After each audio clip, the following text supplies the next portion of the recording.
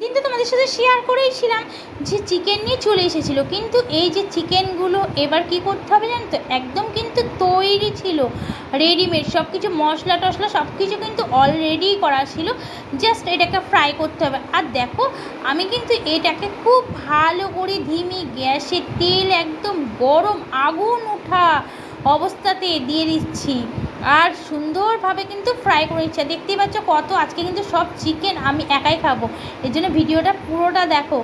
আর তোমরা কে কে খেয়েছো ছেড়ি অবশ্যই কিন্তু আমাকে কমেন্ট করে বলো। আর আমার কিন্তু খুব ভালো লাগে ছেড়ি খেতে। আর তোমাদের তো আগেই বললাম 12 বছর পর খাচ্ছি, আর আমার সবুজ হয়েছে না, আমি পুরো ছেড়ি নিয়েই কিন্তু বসে গেছি। আগে অল্প করে নিয়েছি, ভেজেই তুলে নিয়েছি আর বসে গেছি খেতে। তারপরে তো খাবোই, এখনও হচ্ছে ওইদিকে, তো খেতে বসে গেছি। অবশ্যই কিন্তু তোমরা কমেন্ট করো যে তোমরা কে কে ছেড়ি খেতে ভালোবাসো। আমার এত ভালো লাগছে, এত ভালো লাগছে, তোমাদেরকে কি বলবো, আমার খুব ভালো লাগছে। আমি কিন্তু পুরোটাই খেয়ে নিচ্ছি। ছেলেকে বলেছিলাম ভিডিওটা শ্যুট করে দিতে, আমার ছেলে দেখেছো কীভাবে ভিডিও শ্যুট করেছে। ওকে, বাই বাই।